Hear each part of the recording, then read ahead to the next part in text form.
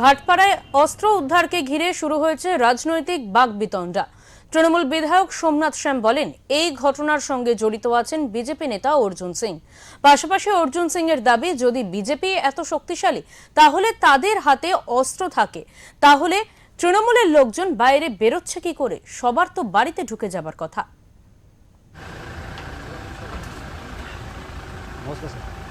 দেখুন, ক্রিমিনালের কোনো দল হয় না, কোনো জাত হয় না, কোনো ভাষা হয় না। ক্রিমিনাল মানে ক্রিমিনাল। পুলিশের কাজ করছে। পুলিশকে তৃণমূল কংগ্রেসের তরফ থেকে এবং প্রত্যেকটি মানুষের তরফ থেকে, সাধারণ মানুষের তরফ থেকে, নাগরিকের তরফ থেকে আমাদের বলা আছে যে তারা সাধারণ মানুষকে সুরক্ষা দেবে এবং সাধারণ মানুষের সব সুরক্ষার ব্যবস্থা করতে করতে যা যা পদক্ষেপ নিতে হবে সেটা নেবে। এরকম দুষ্কৃতী যারাই আছে, যাদের কাছে অগ্নি অস্ত্র আছে বেআইনি, তাদের গ্রেফতার করুক, তাদের সাজা দিক। আমরা সবসময় প্রশাসনের পাশে আছি।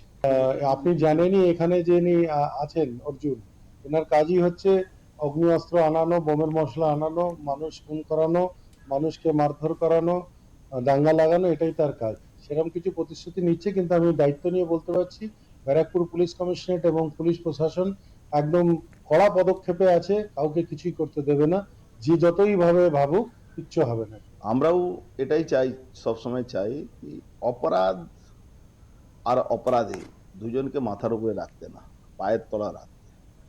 অপরাধ আর অপরাধীকে পায়ের তলা রাখুন, তাতে কিন্তু শহর শান্ত হবে, জেলা শান্ত হবে, রাজ্য শান্ত হবে। কিন্তু এই সরকার অপরাধ আর অপরাধীকে বাবা আর দাদা বানিয়ে দিয়েছে। যারা লাতখোর, যারা সবসময় পুলিশের ভয়ে পালিয়ে বেড়াতো, আজকে সেই পুলিশ লোকেরা তাদেরকে সিকিউরিটি দেয়। এই দুর্ভাগ্য আমাদের এই রাজ্যে। হ্যাঁ, নিশ্চিতভাবে কিছু কিছু অফিসার ভালো আছে, তারা কাজ করছে। তাহলে তো ভালো। প্রাক্তন সাংসদের অত ক্ষমতা আছে কি এই এখনো প্রাক্তন সাংসদের লোকেদের কাছে থেকে অস্ত্র পাওয়া যাচ্ছে। এটা তো তাহলে তো আমরা বিজেপি অনেক স্ট্রং, তৃণমূল এখনো রাস্তায় কি করে বেরোচ্ছে? তো বাড়ি ঢুকে যাওয়া দরকার আছে। তাহলে তো বাড়ি ঢুকে যাওয়া দরকার। ও বেরোচ্ছে কি করে? ওরা তো সাহস কি করে হচ্ছে কি বেরোচ্ছে? এই বড় বড় কথা বলছে।